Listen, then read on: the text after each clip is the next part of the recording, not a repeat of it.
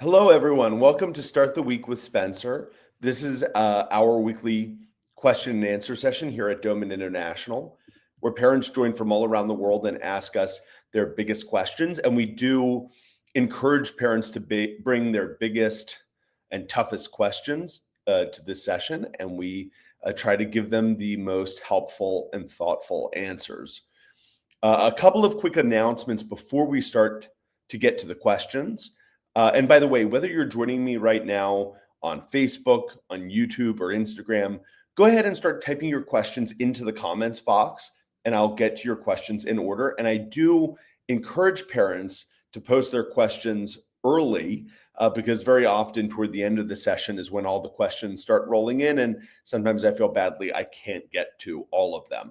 So go ahead, throw your question into the comments box, and we will get to them in order.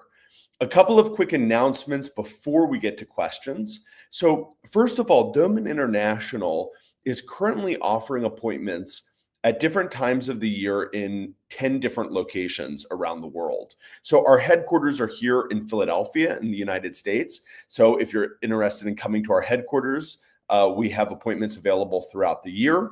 But as for upcoming trips, we have appointments in California in just 2 weeks in December in Santa Barbara. In January, we have appointments available at our European headquarters in Pisa, Italy. Families come from all around Europe and the Middle East to see us there. We have appointments available in February in Australia and New Zealand, but those are going very, very quickly. In March, we have appointments in Serbia and Croatia available. In May in India, and also in Dubai in May. Okay, so if you're interested in appointments anywhere in the world, you can contact Doman International through our Facebook page, our Instagram page, or through our website, domaninternational.org. Click on the contact button, fill out a form, and one of our representatives in your region will answer your questions about appointments. Hi, Vito. How are you? I see your message there on Instagram. And I see we have Colleen here. Hi, Colleen. Hi, how are you? Very, Sorry, very I'm a few good. minutes late. No worries. I was just going through where all the all the places we're going to around the world. And Colleen, do you happen to know when our next appointments are available in Philadelphia? In Philadelphia, yes, January 5th. January 5th. Okay, got it. January 5th. All right. So that's right. yeah, and that's been pretty standard, about 6 weeks out. So yeah, if you're interested in getting started in the new year with an appointment at our clinic in Philadelphia, please, reach out to us. And of course, for families who can't travel, we always have remote online appointments available. All right. Okay, got it. I got a message from Vito Encio, who I didn't recognize, but it's saying it's me, Lydia, the mother of Valencio. Wonderful. And when you said Vito, I thought, yeah, it's Lydia. Hi, Lydia. Welcome. Yeah, so again, whether you're joining right now on Instagram, YouTube, Facebook, you can just type your questions into the comments box and we'll get to them in order. Colleen, do you know did we get any pre-submitted questions this week? We didn't, but I did think I messaged Les to ask her if she received any. So it's possible we might get some in a few minutes. But if you didn't have a particular area you wanted to focus on, I thought since the holidays are beginning here in the United States this week, essentially, because our Thanksgiving holiday kind of marks the beginning of the holiday season, and in much of the world, I think December. I don't even think if you're not a place where you celebrate Christmas, really, there's a lot of festive things going on. I think everybody feels the end of the year as a time to take a little bit of a different pace. And I thought it would be good to talk about how we approach the holidays, what we recommend to parents, because sometimes families who are on our program, I know, get a little anxious about, the holidays are they're fun, but such a disruption. Yeah. And so how families can really best approach a period of potential disruption, without feeling like they're losing ground, but instead what can the advantages be? How can you make it a successful time? Or even the children have school holidays, things like that. It's like, oh, our routine is just off. How do we cope? So Yeah, and I think you've commented there on probably the number one most important factor, which is other siblings, because I find that summers and holidays are very different for families who have multiple children compared to a single child. Because if parents just have one child who happens to have special needs, usually, of course, there's going to be some disruptions around the holidays. There might be family gatherings and parties, but very often home life kind of remains the same. If you've got children who are coming, not going to school, and now they're going to be home for several weeks, that for those families can create a disruption. And I think my first recommendation for families is to be honest with themselves about what can and can't be done during the holiday season. I recommend to families parents to sit down and look at their calendar and say, okay, what are days that we feel are actually realistic days for us to get our Doman Method program done? And then what are days that we're going to set things aside and just focus on our family and having time together? I think that would be a really, I think it's also good because sometimes parents themselves might have disagreements about when the program should or shouldn't be done. And you don't want to have arguments or disagreements, during the holidays. So I would probably sit down, look at the calendar, and decide what are the events that you're going to make and prioritize, and when can the program actually be done. I like to tell a story of, once I was talking to a family, a very dedicated family on our program, and they told me, Spencer, we've kind of canceled all of our meetings with friends and family, and we're just focusing on the program. And we just wanted to let you know how dedicated we are to the program. And I said to them, listen, we never asked you to do that. Family is still important, and there are times during the year that you need to prioritize that. And I also have to say that not only is breaking off too many engagements with family and friends not good for your family's overall, mental health. I think it's important to maintain those connections, but also having the support of those people is also important. And so kind of closing them out of your life is rarely a good idea. So I think that I think that the holidays are a great time for you to reconnect with family. I think in terms of doing the program during the holiday season, I think once you've figured out your calendar, I would recommend to families, again, be honest with yourself, especially if you've got other children who are home, what can actually be achieved on the days where you're doing the program.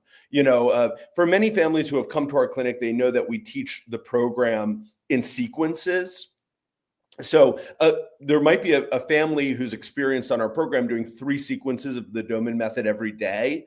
And it might be worth dropping that to 1 or 2 sequences on specific days, just to make sure that you can get a program done that will be really beneficial to your child, but at the same time, be able to focus on all the needs of the children who are now home and maybe your impacted holiday schedule.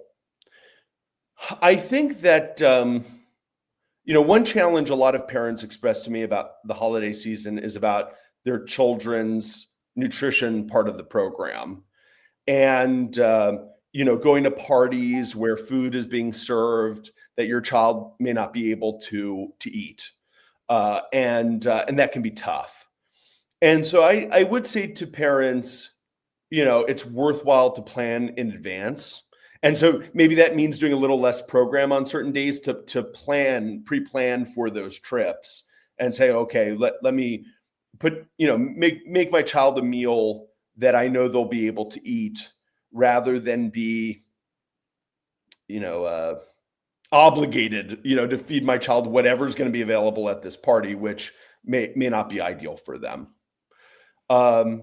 Yeah. Any other thoughts that you have, Colleen, specifically about the holidays? Oh, yes. Um, Yep. so on the point of, time spent with family and not shutting your family out, even by accident. I'm sure no family member who might be saying something a little that feels critical. I hope for everybody who is, actively pursuing a Doman Method program or even thinking about it or starting to put pieces of it in place.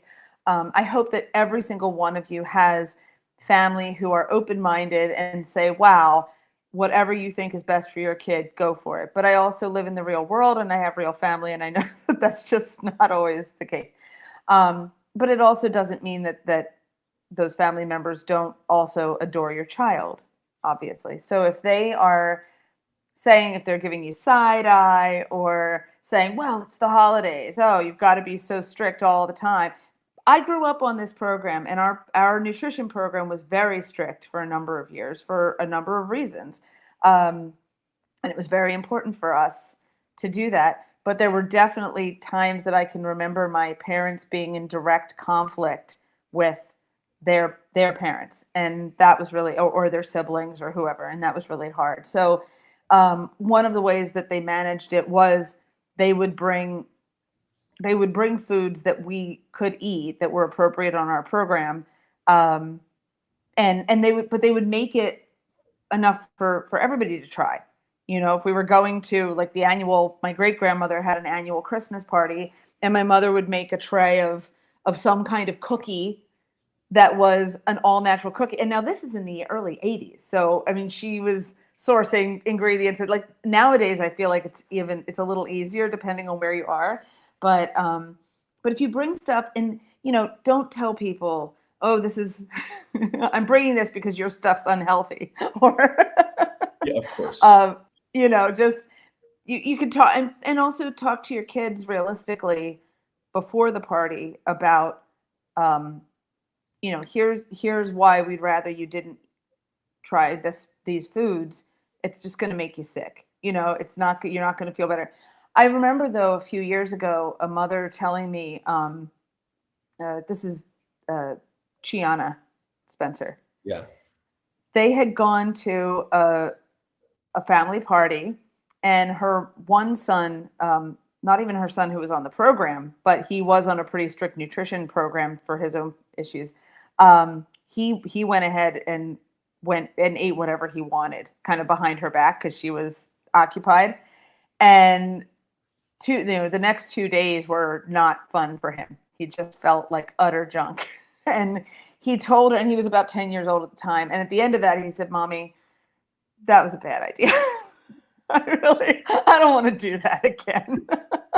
And she said, it wasn't fun to go through, but she said, son, I'm glad you learned. So we'll make sure from now on you always have options. We'll always, and they did have, but he had chosen to, of course, eat the stuff his cousins were eating. And I understand, 10-year-old kid, but yeah, just, give everybody in your family grace, because they love your child. And if they think you're being too strict, it's not the time to try and re-educate them or persuade them or harangue them about it.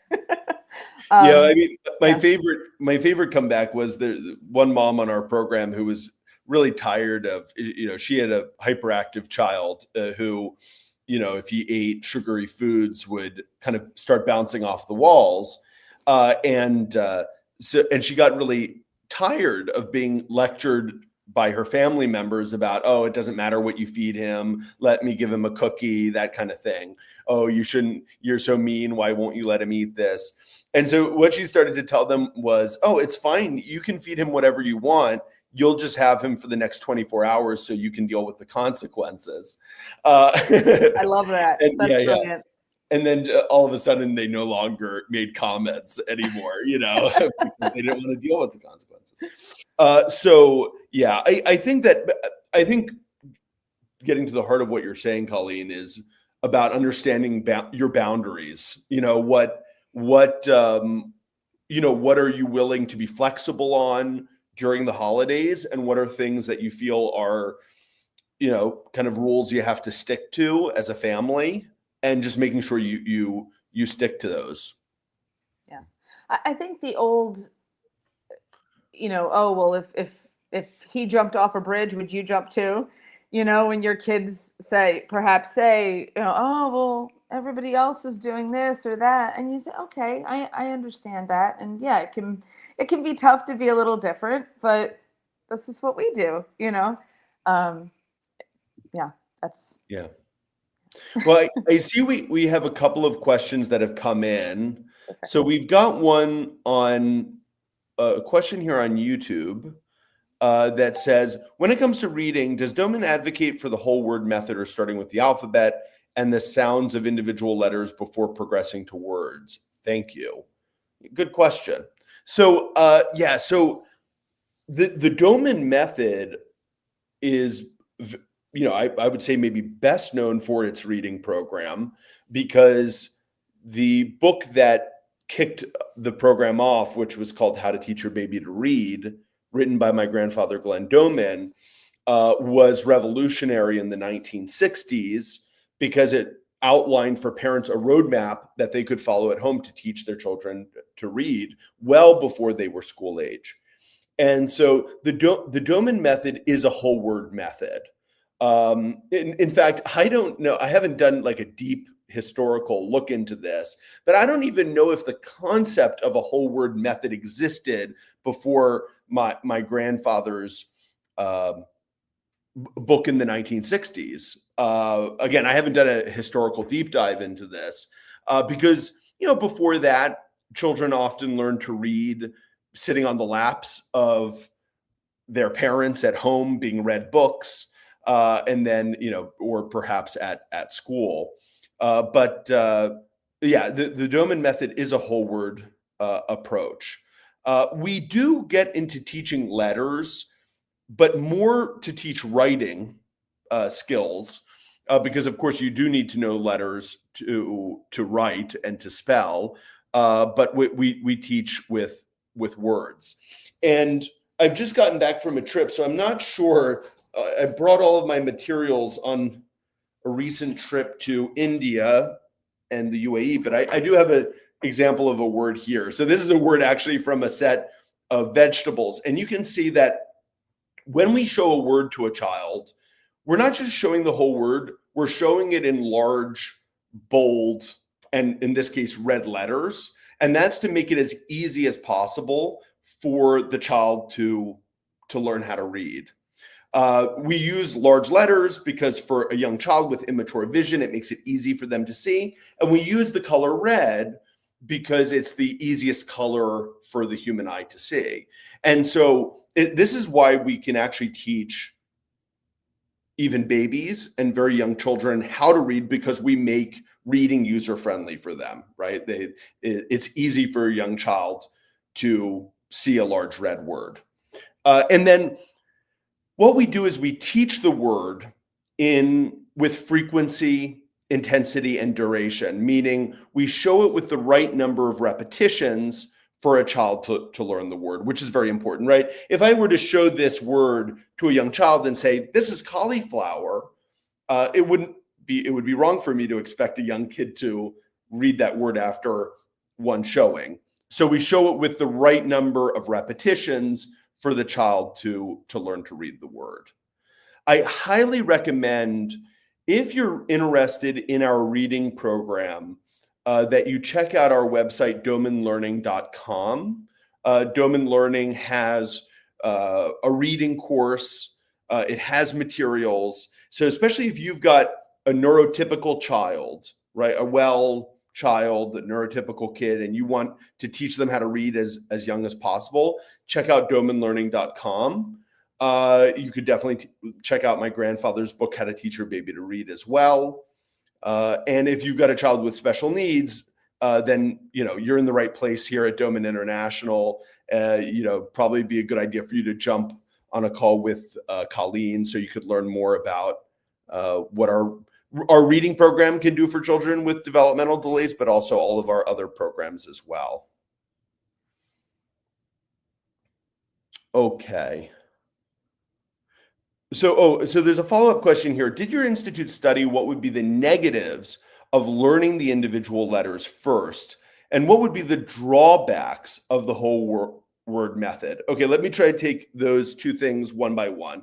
So the issue about teaching individual letters first is that the primary problem is it tends to create children who are slower readers, and it makes reading more difficult than it needs to be. Okay, so let me use the example of language. When we speak to children as part of their normal development, we speak to them in words. Words are the basic unit of language, and it's how we teach a child to understand and speak the language of their environment, right? So if you were to put a baby in front of me right now and say, all right, Spencer, talk with this baby. Like all human adults, I would talk to the baby in a specific way. I would speak to that baby in a loud and a clear voice, right? So if it's instinctual in human adults. We speak to babies and we go, hi, how are you? Right? We speak in these loud, clear voices. And the other thing that we do is we repeat the same words over and over again, right? So you'll see a parent talking to a baby and they'll say, I love you, I love you, I love you, right? They'll say the same thing again and again. So loud, clear, and repeated. That's how we talk to babies in whole words. Well, when we teach reading in the exact same way, but instead of loud, we use, as I said, large letters. So large, clear, and we teach it in a repeated way. So we're basically teaching reading in the same way that we teach a child to understand and speak language.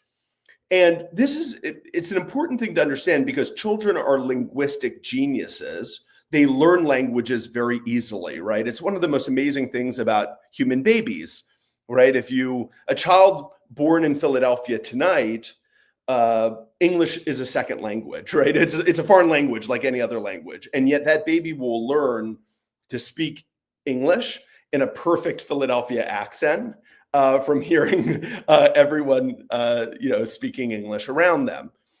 So that's how children learn languages, because they're linguistic geniuses. The human brain is created to learn language.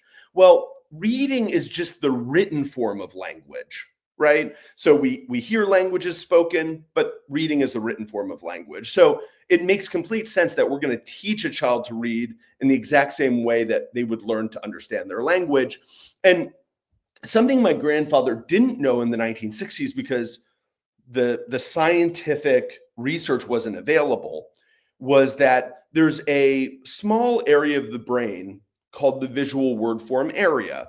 And the visual word form area's job is to recognize words, right? So when I showed that word cauliflower, your visual word, basically electrochemical impulses are carried from your eye to your brain. And the visual word form area looks at that and says, cauliflower, got it. And so it's a very important area of the brain. The visual word form area of the brain is actually developed at birth. Okay, so even though a lot of the human brain is not yet developed and organized at birth, for some reason, pretty miraculous, that part of the brain is already organized. And that's been shown with functional brain imaging. So my grandfather didn't know that. There was no chance he could know. He actually found this out more by accident, where he met a 3-year-old child named Tommy who had a severe brain injury, who had been taught to read by his parents.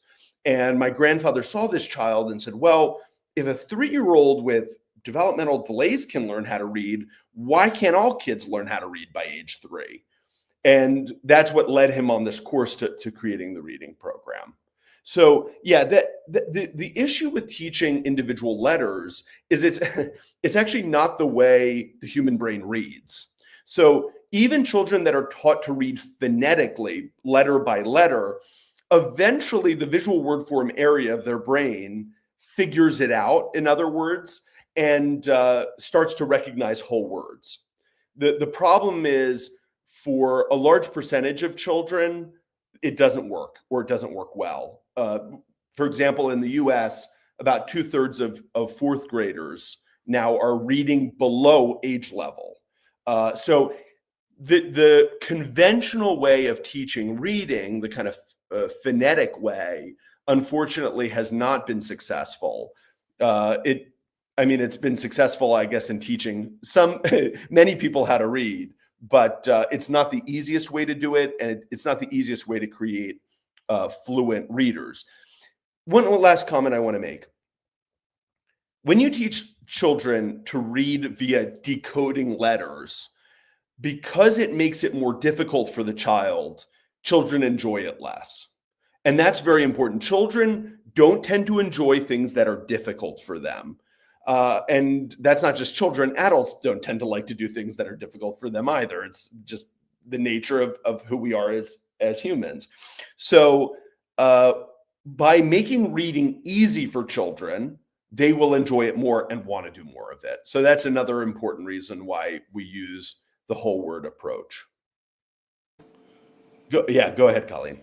I did want to, because you're right when you talk about people avoiding things that are hard. I feel sometimes as adults we look at things from the perspective of, well, we know we ought to try. We have to work hard in order to accomplish things, and that is sometimes true. But there is a big difference between accepting a challenge and having too high of a challenge foisted upon you.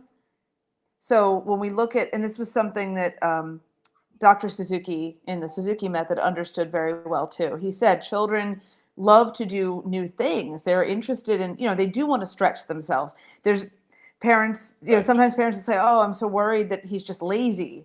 It's like, no, if it's really hard for him, he's going to avoid it. And if it's really hard and that's not developmentally appropriate, then we need to help. If he should be able to do something and he can't do it, then maybe there's an issue. So I think that's something to keep in mind when it comes to learning anything. But certainly reading isn't just a matter of, well, if you just apply yourself more, you'll get it together, And I think that's something to keep in mind when we're working with children. Yeah, I think that's a great point. And it's not that we don't like to be challenged. We do like challenge. We just like challenge that we are pretty confident we can succeed at. It's kind of like if I say to someone, okay, how much do you think you could run right now? And if they said, oh, maybe I could run 100 meters. And if I said, let's see if you could run 101. Do you think you could do that? And if they think, okay, maybe that is achievable, maybe they'll like taking on that challenge because they know it's going to be tough, but they think they can probably do it. But if I say to that person, go ahead and run a marathon, they're going to say, why even get started with that if I know I'm going to fail? So it's about giving just the right amount of challenge that the person is likely to be successful. And then because success creates motivation, right? When a person, especially a child, feels like they're succeeding at something, they're motivated to keep going with it. My favorite example of this is, I teach many parents how to teach their children mathematics. And one of my favorite things to ask parents when they're starting the Doman Math program, and I've asked this to audiences with 100 people in it, I'll ask, okay, how many of you enjoy math? And I'll say, raise your hands. And maybe in a normal group, 1 out of 5 hands might go up, of people who enjoy math. And then I say, okay, everyone put your hands down. How many of you think you're good at math? Raise your hands. And the exact same people raise their hands again. So in other words, the people that think they're good at math also enjoy math. And that's a very, very important realization to have, that if children, unfortunately, if children learn quickly, I'm not good at math because they think it's difficult, they kind of just quit on it, and that becomes basically a part of their identity for the rest of their lives. I'm not good at math. I don't like math, as opposed to the people who say, I'm pretty good at math. I like it. So, it's really important for children to feel successful as they're learning things. And so that's why we really try to set up all of the Doman Method teaching programs to help a child be successful as quickly as possible.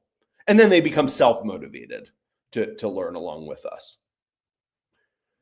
All right, we've got some other questions here. Ella has a question. Ella says, hello, and thank you for your time. My almost 3-month-old son has normal vision at birth and does smile back to us, sometimes immediately, sometimes after 4 or 5 seconds of delay. In the method's latest book, you say that if he smiles back, he does not need the visual stimulation. Is it nevertheless a benefit to do 3 daily sessions for his vision to develop faster and better? I intend to start him on a reading program in a month. He will be 4 months old. Good question, Ella. So, typically, if we look at an average child's development, usually at about 6 or 7 months of age, they have a very good ability to see detail, meaning you smile to the child and they smile back. The fact that your 3-month-old sometimes does that and sometimes is a bit delayed in doing it is very typical for a 3-month-old. I personally would do the visual stimulation that we recommend. So now you mentioned, Ella, in our latest book. So I'm interested in what book you're reading. But if you're reading, for example, How Smart Is Your Baby? Yes, I would recommend doing the visual stimulation activities in that book. Things like the black and white images, the color, detail cards. Those are really, really good for developing vision and will just help your son become much more consistent in that ability. You want your child to consistently see detail before you start the reading part of the program. So I think that's doing that visual stimulation now is a great way to start, and then you can begin the reading program very, very soon when you feel your son is consistent. And with the visual stimulation, your child won't probably need to wait until they're 6 or 7 months old for you to begin that, because you'll see their ability to see detail will get better and better. Ella, a quick question from me would be, are you interested in the Doman Method for early childhood education? No, Ella's going to come and see us in Faulia in July. Her little guy is, very tiny. He has a Down syndrome diagnosis. She's read all the books. They have a track. He's going great guns. So she's excited to start the reading program, before we see them. So perfect. Yeah. So So especially, Ella, the sensory stimulation for children with neurodevelopmental concerns, the sensory stimulation becomes even more important. So, for example, we want a child to see detail not only at near point, but also at far point. So it's very common, for example, for 3-month-olds, maybe if you get close to them, they'll recognize you. They might smile to you if you're within, a half a meter or a meter's distance, but not very often. They don't see much further than that. So doing the visual stimulation will not only help your child see detail better, but also at a distance. So I would recommend all the visual, auditory, and tactile integration that you're reading about. Colleen, anything you want to add to that? No, I think that's good for the moment. And and Ella and I are in good communication. So. And I see Ella's reading What to Do About Your Brain Injured Child. So Ella, I also recommend, if you don't have it, the Doman Method from Special Needs to Wellness, because that has a lot more specific recommendations about programs to start if you don't have that already. All right, we've got some questions here from Virginia. Let's start with the first one. So Virginia is asking, what would cause a child to talk in whispers? And sometimes they are speaking loudly. Yeah, my guess, Virginia, keep in mind this is not having met your child. If I had to make a guess, it's probably auditory related, having to do with their hearing. We even see children that are their hearing is a bit like a pendulum, where sometimes they are hyposensitive to sounds, meaning sometimes they have a hard time hearing and locating sounds in their environment. And then at other times they're hypersensitive. So sounds bother them, or specific frequencies bother or irritate them. I was just in the UAE and I was evaluating a child. He was 7 years old and he was incredibly articulate. So he was able to, tell me all the symptoms he was dealing with. And he told me, he's, as I said, he's very articulate. He said, I'm really irritated by the sound of the blender and, loud crowded areas. And he listed for me maybe 6 or 7 different sounds that he really found to be irritating. Many of the children we see aren't able to, because they have limited language, they're not able to articulate those thoughts, but this child could. And so my guess, Virginia, is that your son is dealing with an auditory issue. The reason why hearing can impact language volume is because we have a feedback mechanism where when we speak, we listen to our own speech. And that's a feedback mechanism. And that's very important. Probably at some point you've been talking to someone and you think to yourself, wow, I'm talking really loud right now. I need to kind of quiet down. I'm shouting, right? Or sometimes you'll be speaking to someone who maybe your language is their second language and you'll realize, you know what, I need to slow down my speech right now so that they understand me. That's because we have this feedback mechanism. But many children have a distorted feedback mechanism. So they hear their own voice in a distorted way. And that can lead them to sometimes whisper, to talk too loud. And actually there's a program that with certain children can be helpful. It's something called delayed auditory feedback. It's a online application that you can find. It was first created for people who have stuttering issues. Basically, a child puts on headphones and speaks into the phone, and they're able to hear their voice modulated back to them in a different way. And it can be helpful for children with this feedback mechanism issue. So I just wanted to mention that for you, Virginia. It might be helpful for your son. If your son is already speaking in sentences, it can be helpful for kids. All right. And Virginia had a follow-up question a couple down, and then Ella had a follow-up question a couple down too. All right, I see this one for Virginia. How can one correct anger in a child who hits others and bangs things when they're not given what they were demanding or asking to be given? Like, you wanted water, you give a small amount, the child asks for more, and when not added, he pours I guess like he pours it out as a protest. So, children are amazing at understanding cause and effect. So if they can realize a way to get more attention, or to get what they want, which is the effect they desire, if they can figure out what cause creates that, they'll be more likely to do it over and over again. One great example of this that I like to tell parents is they've done research where they followed children's development where both parents, mom and dad, were deaf. And so parents could not hear. But the babies could hear. Their hearing was normal like anyone else's. And they found that with those babies, by about 2 months of age, the babies had learned not to cry out loud because their parents didn't hear it. So with those babies, if they wanted to cry, they would like make a face, they'd become red, they would let tears run down their face, but they wouldn't emit sound because they've learned, even by 2 months of age, my parents don't react to sound, so don't do that. And that's pretty amazing when you think about it. Right. But tiny children are hardwired to figure out, how can I get what I need from the adults around me?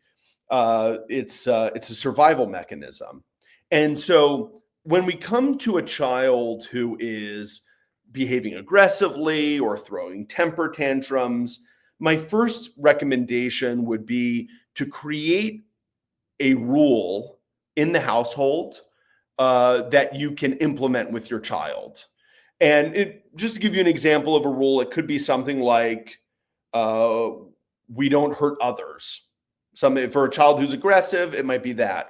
Or sometimes parents like to have rules that are positively stated. So it's something like, we speak nicely to others, right? Which the first one I told you, that's kind of negatively stated, we don't hurt others. But sometimes parents like the positive ones, like we speak kindly to others. And please note, when you create a rule for the family, you should always use the word we to say this is a rule that applies to everyone, right? Because no one is above the rules or below them, right? We all abide by the same rules. So we. And I would recommend, because children are really amazing at realizing cause and effect, if you're going to have a rule, there needs to be a consequence if the rule is broken, right? So you would write the rule, we speak kindly to others, and then underneath the consequence if that rule is broken. And that way, yeah. And by the way, I would recommend talking to the child each day. Okay, remember, we've got our rule. We talk kindly to others, and then here's the consequence if the rule is broken. Now, the consequence will completely depend on the child, their age, but I think the most important thing is that it's something that you can stick to consistently, and it should be the minimum consequence that you could possibly give, right? So it needs to be something which is fair, but that way, because your child can learn the cause and effect. Okay, if I break this rule, there's this consequence. It's something that you can implement consistently, and they can learn. Colleen, anything you want to add to that? No, I think that's, yeah, exactly right. You know,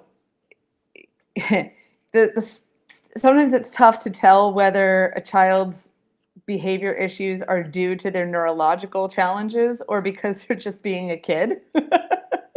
So, I think that we always try to, or, parent really carefully, obviously, and giving them the information that we know they need to be socially responsible in society, but also to recognize that sometimes they're dealing with issues that are causing certain behaviors. So yeah, having a high level of respect for our kids, understanding and ability, but also knowing that, okay, bud, I know it's hard for you, but we're still gonna talk about why this is not acceptable. Right. Yeah. Right. Exactly right.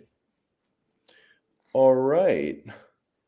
We've got a question here on Facebook from, hopefully I'm saying your Natalyn. Hopefully I'm saying your name correctly. I have a 15-year-old on the autism spectrum. Where should I begin with him? Great question, Natalyn. So if I were in your place, I would begin just by starting to learn about the history and the approach of the Doman method, specifically with children with, the autism diagnosis.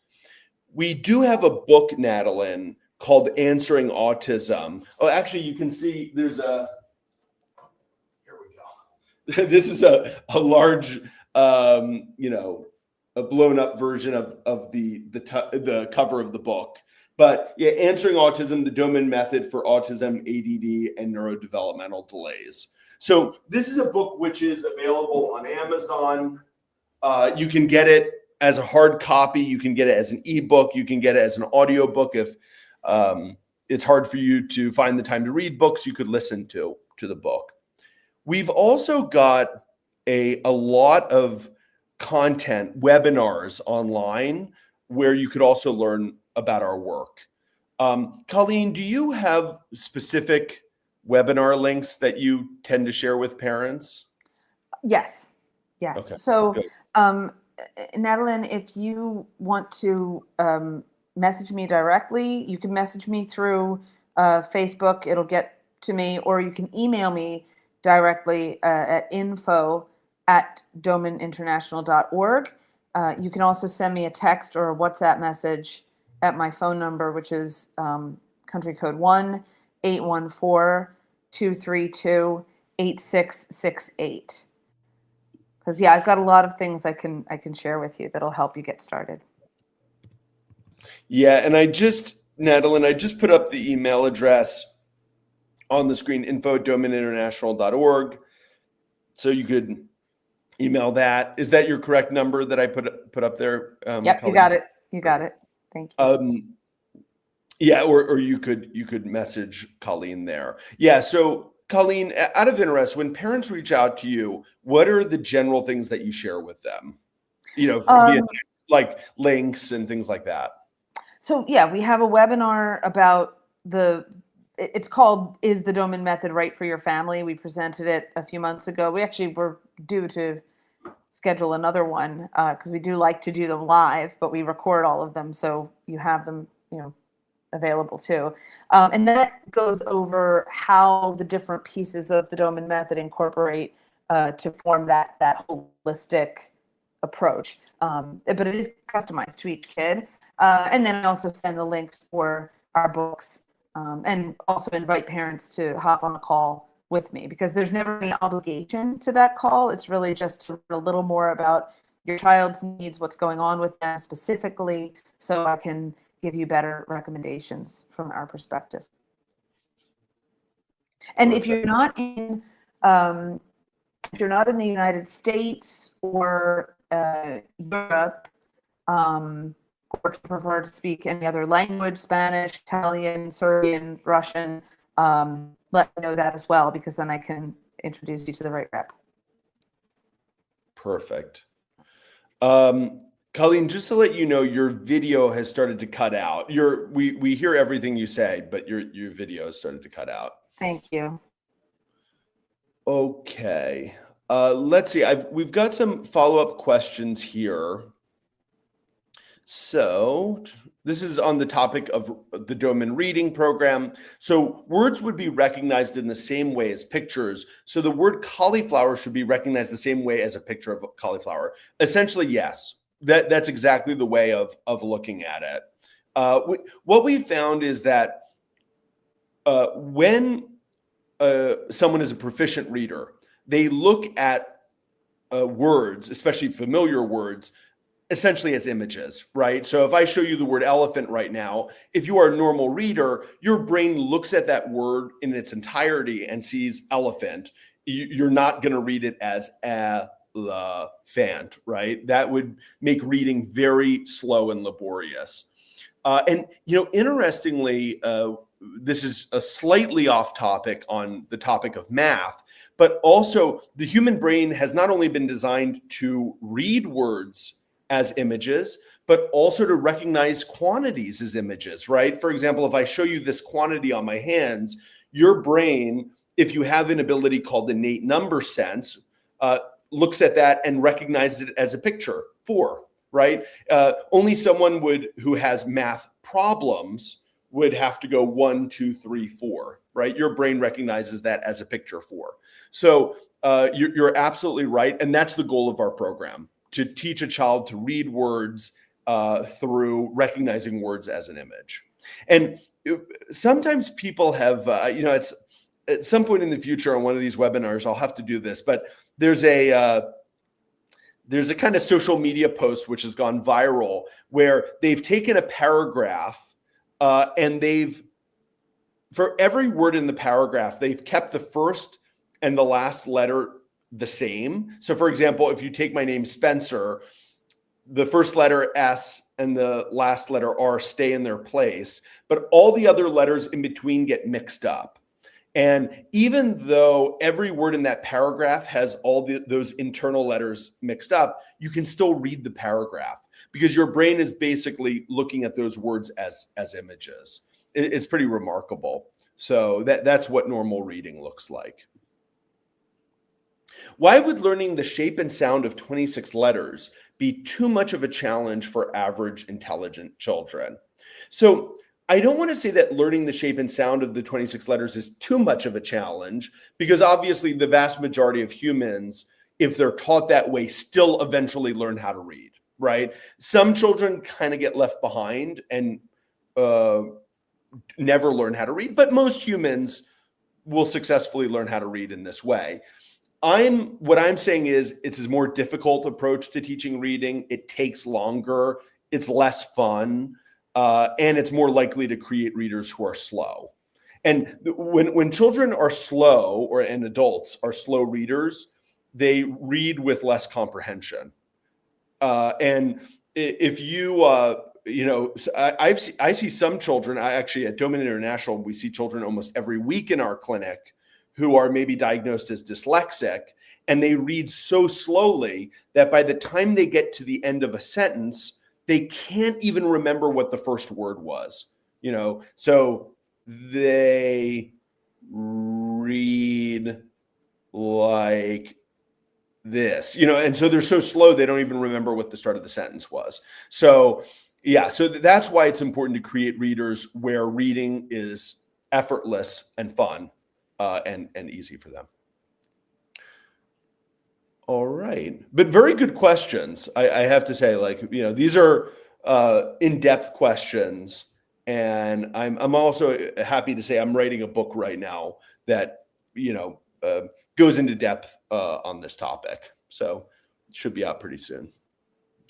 All right, let's see what else we've got here. Do you see Virginia's next question? What if a parent is trying to teach a child to read and write? Oh, I must have missed that one. Oh, here it is. And they have dyslexia. At what stage and age can a child be ruled out that they have dyslexia? So, Virginia, the challenge with answering this question is that dyslexia is kind of a catch-all diagnosis given to children who have difficulty reading. Basically, that's what it means. A child who can't read or read well will be labeled as dyslexic. And what we have found is that even though I've been talking a lot in this webinar about the inefficiencies of how reading is taught in school, for most children, most people who have don't have a neurodevelopmental delay, most people will figure out reading eventually. They may not read at age level, they may not enjoy reading, but they'll figure it out. But some children never learn how to read, some have difficulty reading, and they get labeled as dyslexic. And for those children, the vast majority have some kind of brain injury or neurodevelopmental delay, and they need a program to develop the brain to make reading easier for them. Now, that being said, I just saw a child at our clinic who was taught to read, diagnosed with dyslexia, but who learned how to read effortlessly with our program, right? So mom had been told, your child's dyslexic, he's a good reader now and learn to read with our program. So there are children that with our reading program, that alone might, heal their dyslexia. But for most children that we see, they need other parts of the Doman method to fully get over the symptoms of their neurodevelopmental delay. So for many children on our program, for example, with the child I just mentioned, we're going to do certain mobility exercises, right? Like with this child, we're going to do crawling and creeping because he happens to have visual challenges that are making his reading more difficult. So with our experience, there are certain kinds of physical exercises that promote the two hemispheres of the brain to work together that really help develop vision. So with this child, we're going to do crawling, creeping. We're going to do another Doman Method program called brachiation, which is very good for vision, to help improve his brain development so that he no longer has reading challenges. And then Ella was just asking, how do I know that he's ready for the reading program? She's doing visual stimulation. Thanks for keeping me on track here, Colleen. No problem. So how do we know when a child is ready for reading? Like, what is reading readiness in our view? So as I was saying before, Ella, once a child is seeing detail and seeing detail well, they're ready for reading, right? Because the reading program itself is user-friendly for children, even with immature vision. So once your child, I'll go through the criteria with you. Once your child recognizes the faces of his family members and responds consistently with, recognizing the facial expressions, like you smile and he smiles back, then okay, your child is consistently seeing detail, and you can begin with a reading program. As I said to you, your child is 3 months old. My guess is if you do the visual stimulation that's recommended, probably within a month or maybe 2 at the most, your child will be at that point where he's seeing detail consistently, and you can begin a Doman reading program. Sure. All right, perfect. All right, last question, and then we'll be done for the day. Some language experts are of the opinion that knowing the sounds of all the letters makes it easier to learn new words in later stages of language learning. What would be your response? I'm going to read it one more time to make sure I understand the question. That knowing the sounds of all the letters makes it easier to learn new words in later stages of language learning. When you say language learning, I'm not sure if you're talking about reading or learning to understand the language. If you're asking, does knowing the sounds of the letters help you learn to read new words, like intuit new words? The answer to that is definitely yes. And so one thing that I should say here, with the Doman method, what we do is we begin by teaching words. And as children see large numbers of words, they start to intuit the laws of the language. Let me give you an example, right? Let's say you teach the child to read the word cauliflower, which I showed you before. And then maybe you show another category with animals and they see the word cow, right? Okay, now they've seen the word cauliflower and they've seen the word cow. And then maybe later on they see the word cake. Now they've seen multiple words that start with the letter C. When children see many words, they start to intuit the laws of the language, right? So they start to realize, the letter C makes a specific sound, right? And so children, because the human brain is amazing, start to figure out that, the specific sounds that letters create. So it's not that we're saying that children shouldn't learn the sounds that letters represent. I mean, they eventually, of course, will have to, because they might come across a new word they've never seen before, right? And you're going to need that ability. But the amazing thing is, once children have seen many words, they begin to intuit the different sounds that letters make. And then when they approach a new word, they're able to read it. Go ahead, Colleen. Tell a quick story. So I was taught to read with the Doman Method at 4 years old. My parents, of course, had read to us before they found out about this, but they started a reading program and I took to it immediately. I guess that part of my brain was functioning properly. And I started reading very, very quickly, and have absolutely loved it ever since. So I learned to read at 4. At 7, I was in a classroom, like kind of a quiz show, bowl, whatever. We were answering questions, in the class. And the answer to the question that was asked was Arkansas, the state. Now, I knew this answer. I don't remember what the question was. I raised my hand. I was called on, and I said, Arkansas. And a bunch of people laughed. And I was like, why are they laughing? I know I'm right. And our teacher said, oh, yeah, it is, but actually it's written Arkansas, Colleen, but it's pronounced Arkansas. I said, oh, all right. I had heard the word Arkansas and I read the word Arkansas, and until that moment I had never had occasion to put the two together. But as soon as I was corrected on that, oh, okay, now I know. Now, I knew enough about English by that time to know that there's a lot of irregularities in our language, not necessarily so in other languages. But I think that it's a really good illustration of how in practical matters, like how that works. I had read the word Arkansas many times enough to know answers to questions about the state, but I had read it phonetically without being taught phonetics as Arkansas because I had intuited the laws that governed our language. But then when I was told, no, it's something different, I was able to absorb that too and just move on. So, Yeah.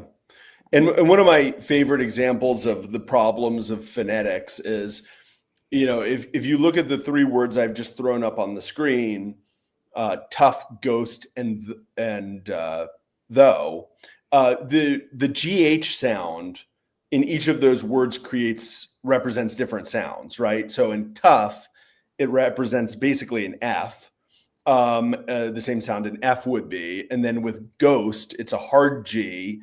And then with though, it's silent. So that's one of the big issues with many languages. The phonetics rules are either very complicated or don't even make complete sense.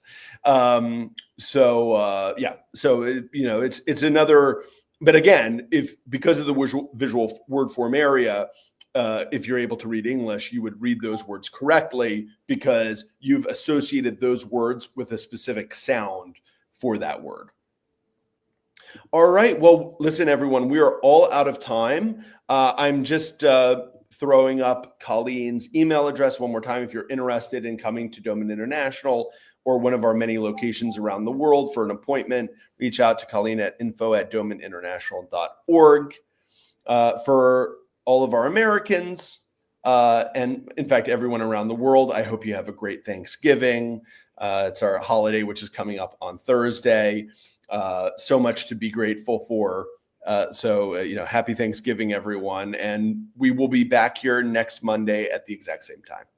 see you then. Thank you. All right. Thanks, Colleen. Bye-bye, everyone.